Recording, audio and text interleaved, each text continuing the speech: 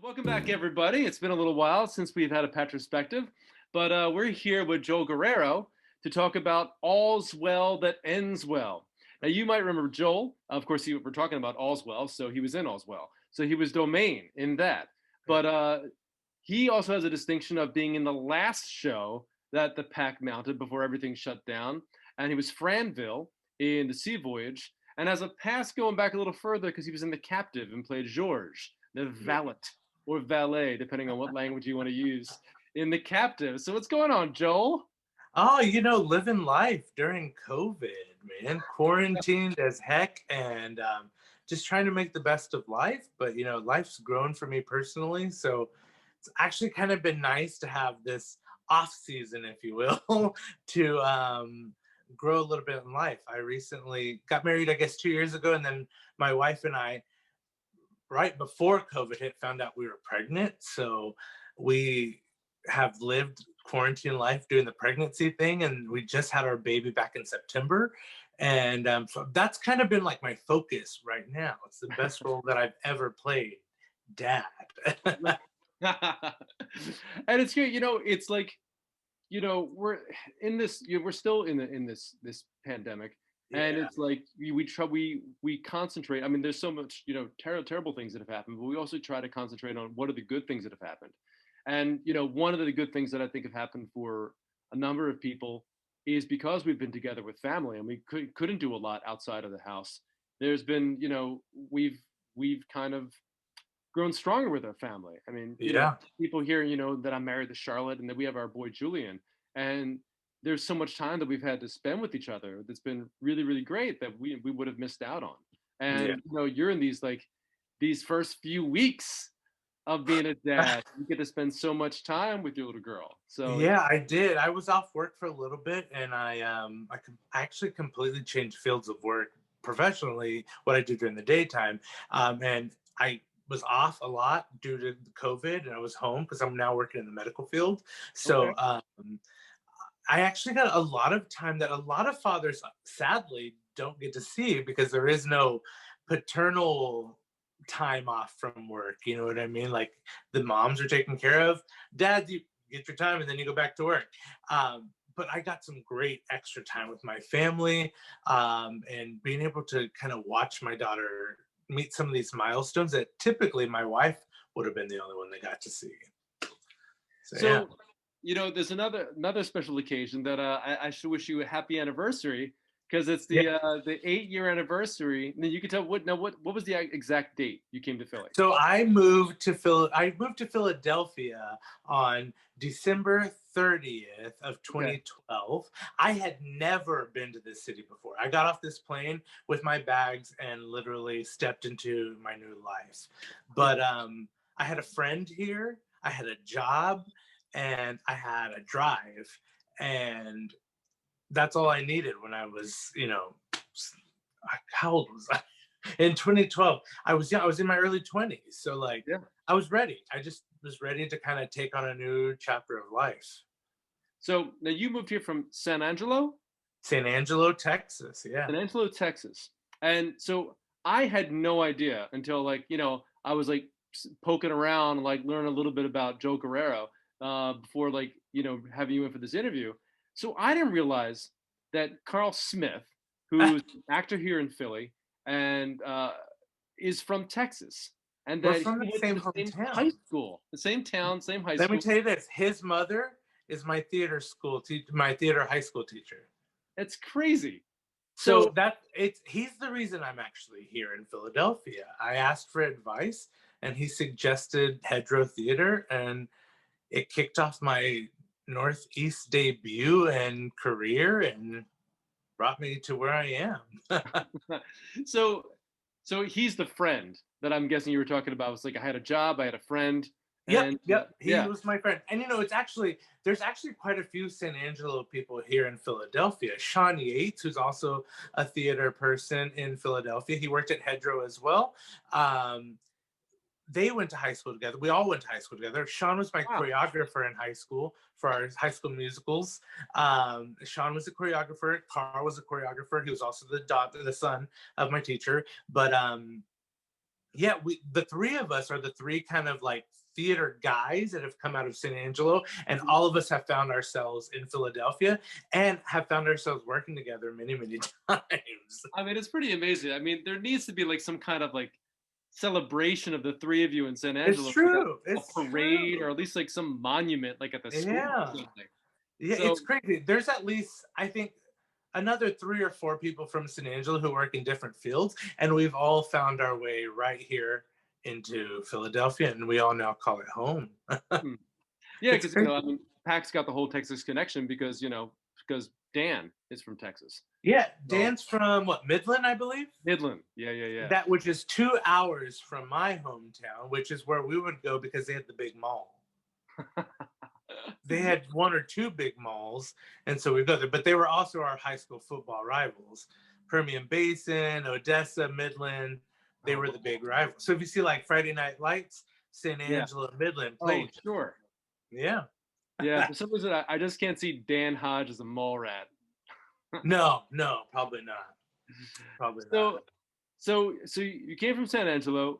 You got off the plane. You're like Axel getting off the bus in Guns N' Roses and Welcome to the Jungle, and you head out to the Badlands of Rose Valley, Oh, and Rose Valley. you're Yeah. at Hedgerow, and you were there as you were a fellow there for 2 years, 3 years. 3 years. 3 years. Yeah.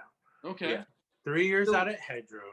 hmm, can you talk a Yeah. little bit about your experience? Like for those of the, I mean, we all know Hedgerow, but for like Yeah. people Yeah. that don't know Hedgerow, Hedgerow is a resident theater company that was founded, I guess, in the 20s. Um, Yeah, yeah, yeah. It was 90 years old when I got there. That was in yeah, 2012. So, I mean, it's at least had its 100 year. It's if it's not 100 years old, it's at least getting there.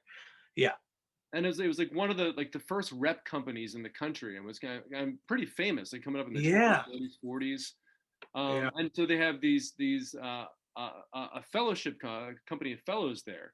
So can you talk a little bit about maybe your experience at Hedgerow, or yeah. Well, maybe at you did Hedgerow, so it much. was like Hedgerow. I would say was theater boot camp because it was amazing, hard but amazing, and it formed me into who I was, and it also created some of the best connections and friendships that I have in this city.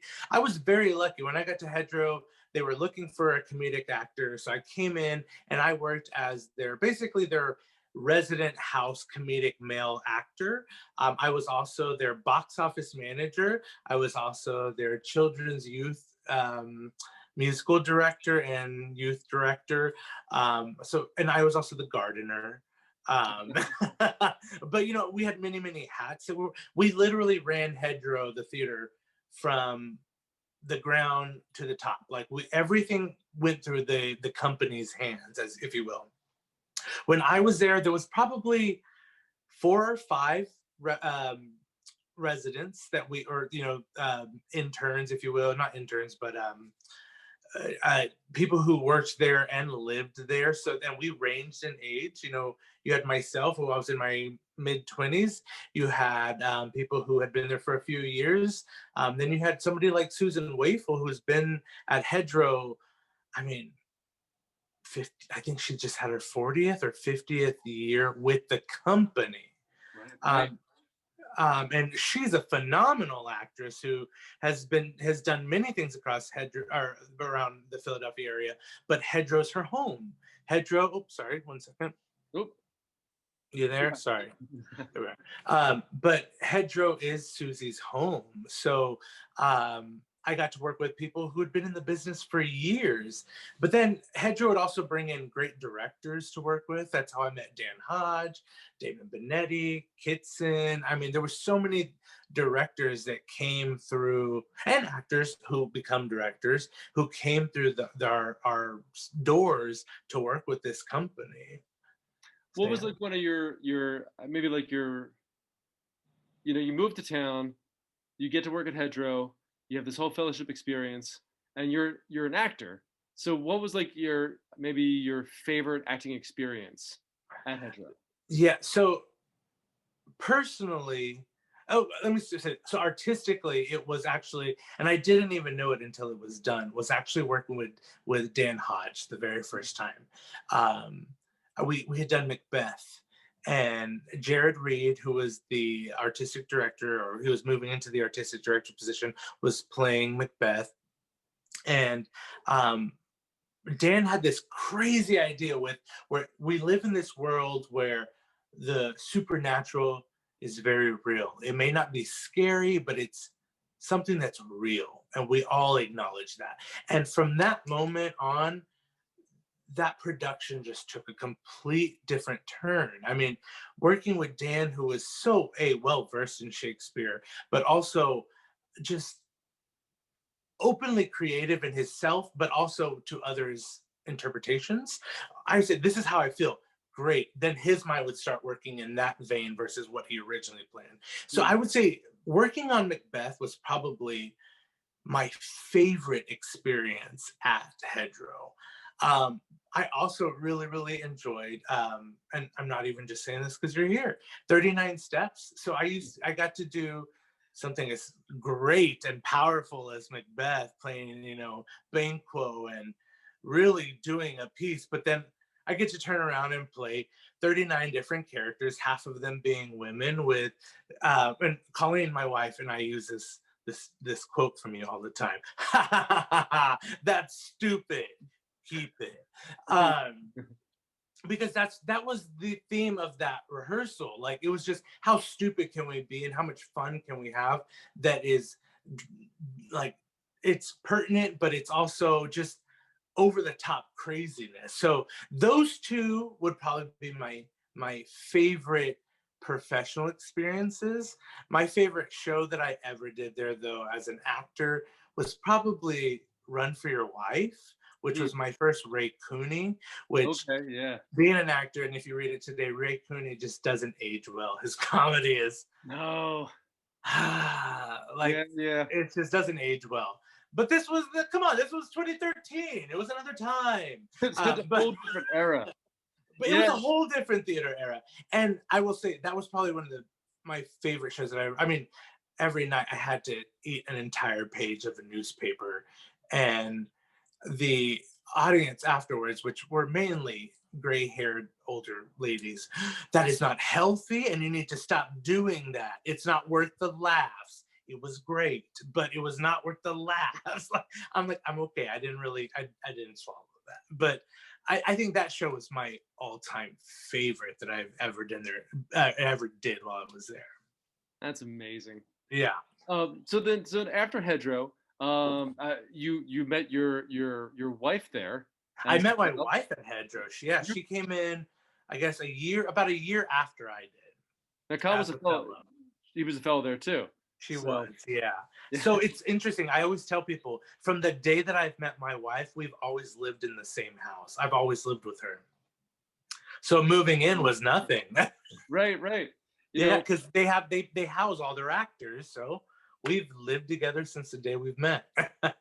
Penny Reed, who of course has run Hedgerow for a long time, and now her son Jared is running Hedgerow. Always talked about the artistic excellence that she always wanted Hedgerow to have, but she always seemed also very very proud of how much Hedgerow has been a matchmaker for Oh years yes. and years and Oh years, yes. and like Yeah. how many of those relationships that started off as like fellow mances or showmances like still continue to Yeah, this I day. mean, I would say the most prominent is probably Paul Kuhn and Gay Carducci. Right. Yeah. I mean, they're running their own very successful company now, and they met in the same halls that I met my wife. Like, Right. there's quite a few. I mean, there are literally quite a few couples that have come out of there. So right after Hedgerow, we kind of jump like right into like the time when you start working with Pac. So Uh-huh. you've done three shows with us, and the first one being kind of like either when you were a fellow or just after you were a fellow, which is the captain. Yep. So Yep. you've been in three shows with us, and we're going to talk a bit about All's Well, especially. But it's unique because you've also been in three very vastly different shows Yes. in vastly different locations. So Yeah. maybe you could speak a little bit to that. Like, so the Captive, that was one of our site-specific shows that we did in the Fringe at the Physic House, and Hmm. that was in 2015. And then All's Well was one of the last shows we did in our resident Yep. across the Yep. industry. Correct. That was a very, very classically staged in the round kind of play. And then the last show we did was Sea Voyage, and that was staged at the Independent Seaport Museum in Yeah. this super odd space that Yeah. that it's just like it was. There was always two audiences. There was the audience that was Always. actually paid for it, Always. Yeah. and then there was Minimum. all this glass that Yeah. was open to the water that people would come and like watch all the time and like watch the sword fights, and you have a second audience. Yeah, for sure. For sure. So An audience that had no idea what they had just walked into. So it was always like wow and amazement. Like it was crazy. The Sea Voyage was that was that was such an amazing experience and definitely necessary for an actor, I would say, because such a unique working space. it was super fun, super Yeah. fun. Yeah. Um, I guess since you did, uh, was Macbeth your first time working on Shakespeare, or have you done Shakespeare before? No, Macbeth was the first time I'd have like I mean we did it in high school where we read through it, but it was my first time. My college didn't do it at all. So like actually they did Taming of the Shrew. I did not do that show. Not a big fan of the script, but they did it. So I do recall them doing it once while I was there for 4 years. But Macbeth was the first time that I had delved into Shakespeare's work as an actor, and I thank God that it was with somebody like Dan Hodge at the helm. Like it was such a smooth journey, such a smooth journey. So maybe can you talk about that experience of like maybe how you experience working on Shakespeare, going from working on Macbeth with Dan at Hedgerow, and now gaining a couple years of experience, having done that show, having worked elsewhere, and having done more things, and then coming back to working on All's Well a couple years later. Yeah, so working with Dan the first time, he was very aware that I mean, I was young, I was fresh out of Texas. Texas, I'm about to surprise you all, does not have a huge theater scene, Hmm. especially professional. I mean, there's a few equity theaters there, but not many. Um, so I did not have that experience with Shakespeare. Dan Hodge knew that when we went into casting, knew that when we went to auditions, and he still chose to give me a role that was meaty enough for me to get to work with him one on one and work with the titular character, but also to just kind of grow with it. And I felt like Dan, I don't want to say pulled me along the way, but he lit my path for me, if Hmm. you will, and helped me make decisions. And they were always my decisions, but helped me make decisions that were helping the story as a whole and understanding the text as a whole. Um, when I went into All's Well, I had been out of Hedgerow for a while. I had done a few things here and there, but it was very intimidating because the cast was stacked on All's Well. I mean, you were on stage with us playing a great role. I was working with Akeem Davis, who I had watched him on stage since I had first arrived in Philadelphia and watched him just really bloom and blossom as a truly great actor.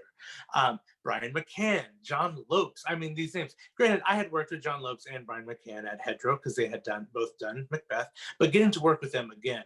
So I felt like I was walking, it was a completely different arena that I was walking into. I felt there was an educational side of it with Macbeth, whereas with All's Well, I was being put into the game. I wasn't no longer the bench warmer. I was being put into the game to test what I had been taught and what I had learned and what I'd hang on to. But all in the best sense. It's such a fun atmosphere to work in. Also, you got to keep in mind that while we were rehearsing All's Well That Ends Well, we were also going through the last election, which Right. made outside of rehearsal life very tense, in my personal opinion. Um, but when I got to come in and just play with like minded people, and I could do anything stupid on stage, and Dan would say, "That was great. Don't ever do it again." But it was funny. Or he might say, "That's great. Keep it."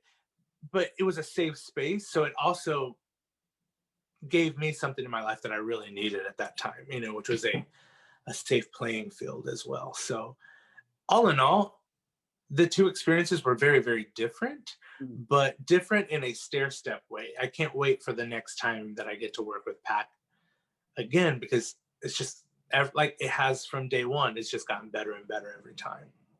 Was there anything that surprised you about working on All's Well? And because All's Well's not one that's done very often. So, Yeah. and you're playing Domain, and Mhm. so trying to find, like, I've always loved, when you're playing a character that's, in a Shakespeare, but isn't like, that's not the one you think of right away. So it's like, Yeah. how do you find your way when you're playing, you're not playing Bertram, Hmm. that was Akeem. So how do you find your way when you're working on a character like Domain and trying to navigate with the weird world of All's Well? I would say it's all about teamwork. So, like, obviously, I understood going in, I wasn't Bertram. So, I'm living in, I would say, a Keem's world, if you will. And what I'm trying to do is play with him well. And he gives so much. It's almost like this, I just got to step it up and match. Not steal, but match what I can and give to this scene, what's natural for this scene.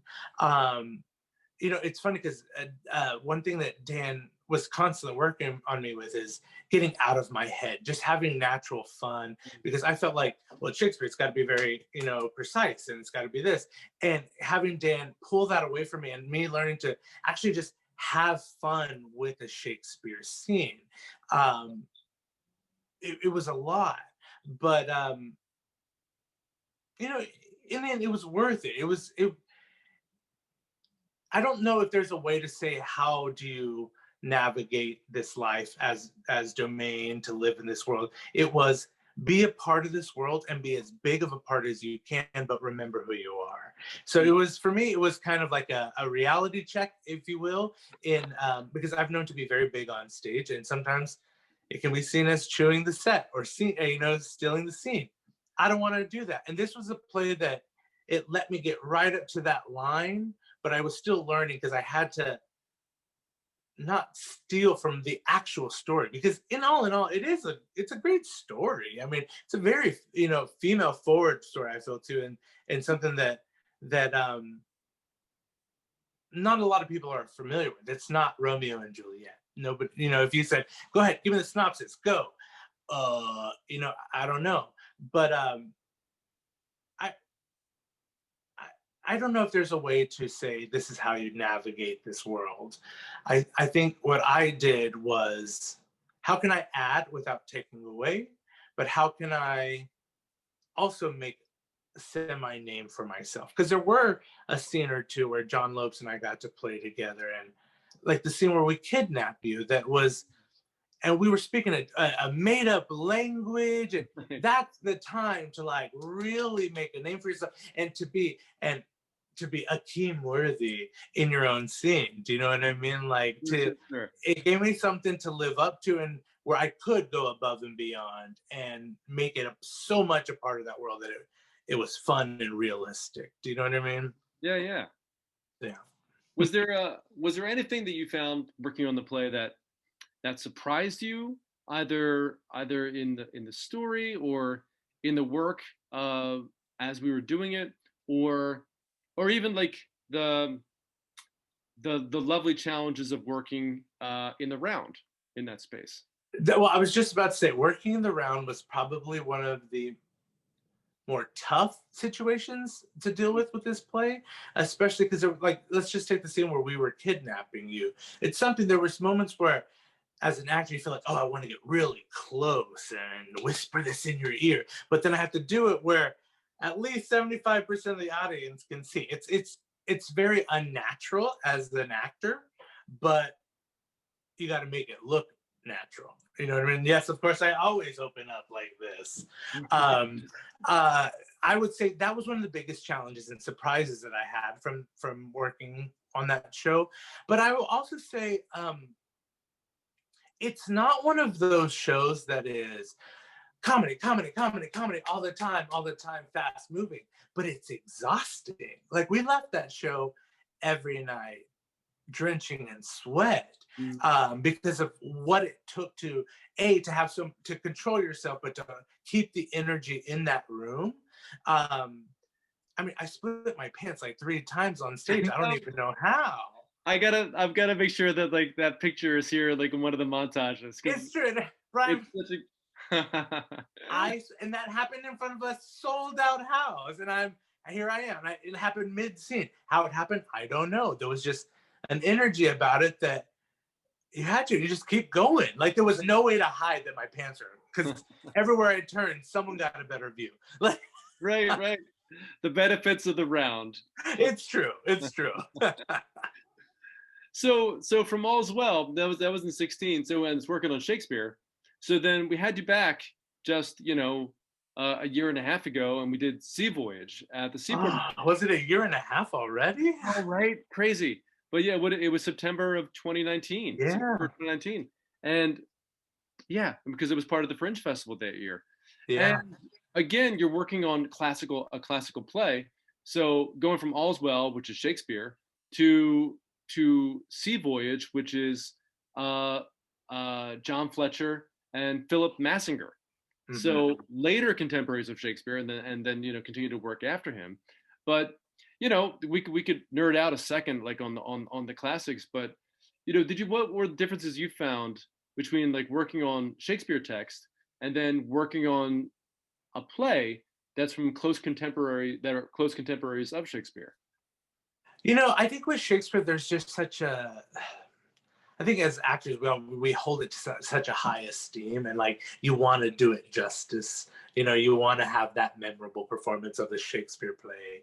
But with Sea Voyage, I personally found it so much easier just to dirty it up a little bit more. Probably, even though I played the poshy poof on the side, like it was just a little bit easier to make fun of, I guess. I don't know. I guess I I don't want to sound like I didn't respect the text, because I hoped I did, but I think it was just a little bit easier to not have such a expectation of it, I guess. Do you know what I mean? I think when people walk into any Shakespeare play, they expect a certain level of greatness, and not that PAC doesn't bring that, because we always do. But as an actor, that's a lot of pressure. Like this is my Hamlet production. It must be the best Hamlet. Do you know what I mean? Whereas, who's done this play before? Like nobody in like 80 years. So like I just got to be better than the last guy. And like it just opened up so many. I personally felt like I had less restrictions, I guess. And I guess that's maybe just me thinking and holding Shakespeare high. But I think that was one of the biggest things that I noticed. But I mean, we were playing with pirates too, like in those sword fights. Not that there's not in Shakespeare, but these were like gnarly pirate sword fights, and the cast just made it so easy to have fun. It was such a wonderful experience. It's funny because you bring up a great point, and like you've taught like little kids and stuff like that, like with the theater school and everything, and like I teach as well, and it's one of the things when you get to Shakespeare that it is held in such regard that it's like, oh, it's Shakespeare, it's got to be done a certain way. And it's funny how like working on something that's a contemporary of him, it's like, oh well, I can just kind of do it. And it's a thing that like we always have to remember about Shakespeare. It's like that part of the problem is that we treat it with too much respect, and so it doesn't have a sense of life because there's too much. Just we have to treat it a certain way. Where it's like it's words on a page. It doesn't mean anything until like you put it up there, and then you start living it, and then all of a sudden we see living, breathing humans. Yeah, and you see a whole new story. You see a whole new story, and I think that's what makes today. I think that's what makes a truly great Shakespearean production is when you stripped away everything regal about it, and you've made it what it was meant to be, real and true. Do you know what I mean? And you gotta respect a production like that. And I will say, every production that I've done with PAC that's Shakespeare, just in general Shakespeare, or with one of you guys, it's always felt that way. Take away the hoity-toity, You know, that's one thing that Dan Hodge, he took Hamlet and cut it down to like it was literally like under 2 hours. And why? Because he stripped away the flowerness and he kept the true story that Shakespeare was actually trying to tell. Mm. And I think we got to remember that as actors too. Just do away with all of that. Keep it real. Keep it true. At least I do myself. I have to tell myself that all the time. Yeah. So yeah, I think you're 100% right. I mean, Charlotte and I were talking. Like, it was a year ago that I don't know if you saw the Hamlet that we did at the Seaport Museum. Yeah, yeah, yeah. Yeah, which wasn't Pac. You know, people always think like, oh, Pac did Hamlet. Yeah, no, no, no. That was we always call that off Pac. Off Um, path. yeah, because we rehearsed at Pac, and you know it was a lot of people like Yeah, myself and Dan and Charlotte and stuff, but it wasn't a Pac show, and nothing to do yeah, with Pac. But yeah, you talked about him cutting Hamlet to like 2 hours. I think ours was like a half hour. yeah. Like It was he, the he fastest Hamlet flipped and ever, and I flashed. got what I needed. I got Right. everything that I needed. I got every great scene. I got every great line. That's all I needed, you know. And you gotta love that. Yeah, it's like there's no definitive Hamlet. It's like that Yeah, was a Hamlet that we yeah, did. You know that you know that was had a lot of great stuff and a lot of great people. And you know you say you got something out of, and I think that's the thing is that and that's why we come back to the classics is yeah, that you can take a play like Hamlet that we think we know so well, and then find different things in it that yeah. bring new relevance to Yeah. life. Well, it's interesting because Dan directed that Hamlet, correct? Yeah. Okay. Dan also directed the Hamlet at Hedgerow when Hmm. we did it. Same director, few years apart, completely different productions. Right. I mean, completely different productions. Yeah. You know what I mean? So So so like right after that, you know, you've worked at a bunch of different places. I'm gonna do a I'm gonna tell a little Joel Guerrero surprise because like I've seen you in a bunch of shows at Hedgerow and I directed you in 39 Steps and I've always thought you were a very funny actor. I thought you're a really connected actor, really just a joy to work with. And then on stage, you know, doing stuff with you with Pac and stuff. So my big shock came when I saw you in The Man of La Mancha at Broadway Theater at Pittman, and you played Sancho Panza. yeah. You have a tremendous singing voice. Thank you. You You know, are, it's funny. I consider myself a musical theater actor before I consider myself like, a stage actor. Like, I don't know why. I mean, I had no idea, no idea. Like, I'm serious, everybody. You know, when musicals come back, like, make sure that Joe Guerrero's on your list because this man can sing. And it was great. You were so good in Thank the you. show. You were so fun. Thank You were so moving and just a tremendous like grateful. I was so disappointed that I missed you as Shrek because I know you played Shrek there maybe a year or That two. was a fun one. That was like a bucket list role for me. Colleen's always like, "It's because you are Shrek," and I'm like, Right? yeah. Yeah, yeah, yeah. So you know, I just went on a tangent there for a second, but right before you know everything started to shut down, you were working with our friends at Teatro del Sol, Yeah, and you were doing Oedipus El Rey. Do you yeah. want to talk a little bit about that experience? Uh, Amazing, fantastic, life changing. Like, how can you even start? Like, Teatro de Sol is doing something that I think is really needed in Philadelphia. It's telling Latin stories by Latin artists and using Latin artists. And I will tell you, I'm from San Angelo, Texas. I'm Mexican born, like well, not born, but my mother is from Mexico. My father is of Mexican heritage, but born in the United States. I am about as Mexican as you can get. And to, I have never been in a production that had such Latin pride in it. Um, from the casting to who's going to costume to who's going to do our, like, every bit of it was representing a Latin artist. And I'll tell you what, it lit up a new side of me. It lit up a fire that I haven't felt in a long time. Teatro de Sol, who's currently, well, when the world ended, was in residence at the Arden, and we were doing Oedipus El Rey, which is a story of Oedipus told from inside a prison. We all played. I shaved my head. I had tattoos all over myself, and we were telling this story from a Latin American perspective. This idea of doesn't matter where you're born, because there's so many people who are born in low income, drug infested areas, but it's just due to who they are and where they're born. Are they ever able to actually climb out of that? And dealing with Oedipus and, his own prophecies and whatnot, like, are you just playing into your own end here? Such a wonderful production. We did our 3 preview productions, and hold on, sorry.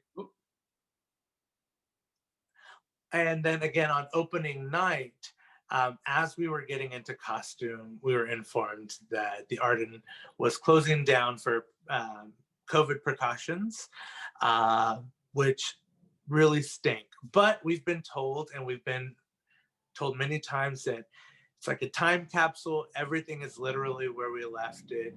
I have costumes still hanging over my chairs. My tattoos are sitting on the desk waiting to be applied. And hopefully when the world comes back and is safe again, I'm hoping this is a story that we get to share with Philadelphia. 3 lucky audiences got to see it, and they all had wonderful things to say about it.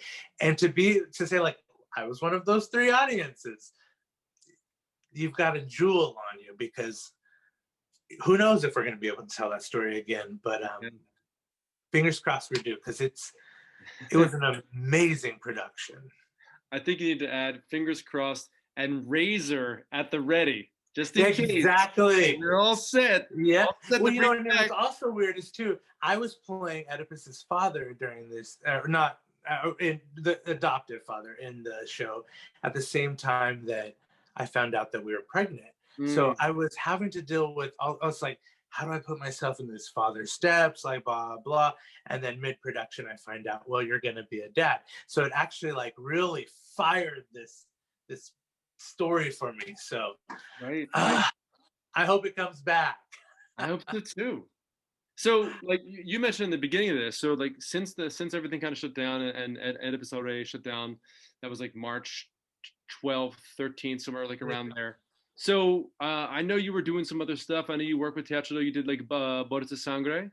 I did Bodas de Sangre, which went to a few film festivals. We did that all on iPhones, which was one of the hardest things I've ever done. Film an entire show in Spanish and English on your iPhone.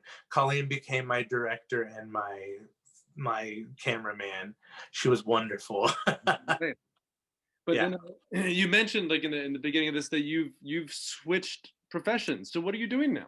Yeah, so I'm now working at a dental office, working to become a dental office manager, working in that field. It's something that I find is, you're always going to need dentists. So I'm working in the dental field and trying to make a career, something to support my children in, but still be able to do stuff outside of work. A lot of the shows that I do rehearse at night, luckily, and it allows me to have a daytime job so that I'm not 100% dependent on what contracts can pay. And then it also allows me to do projects that I'm actually passionate about, regardless of what the paycheck is, because I don't do it for the money. I mean, as much as I would love to, I don't.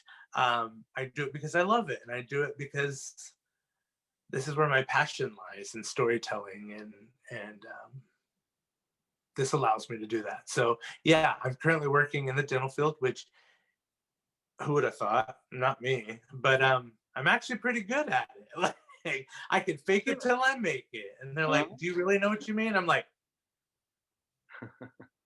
"Nope." But, it is what it is. Well, Joel Guerrero, I want to thank you so much for joining us on our little PACtrospective.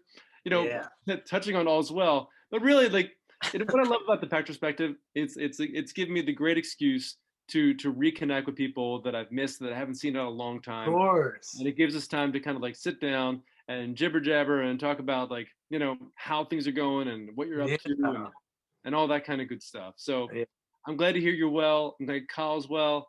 You got a beautiful, beautiful little girl there that I got a chance to see. You guys didn't see it. Yes, Reagan Olivia. So she's gorgeous. So, and then, hopefully when all things come back, I'm looking forward to get my program and sitting down in a chair and Yeah. watching you and a bunch of great people doing Edificio Rey Can't wait. I can't and all wait, the Mr. stuff in the future. Benetti. I can't wait. And I can't wait to see Pac bringing great stuff to Philadelphia like it always has. We miss Thanks, you man. guys. Stay strong and You stay too. safe, my friend.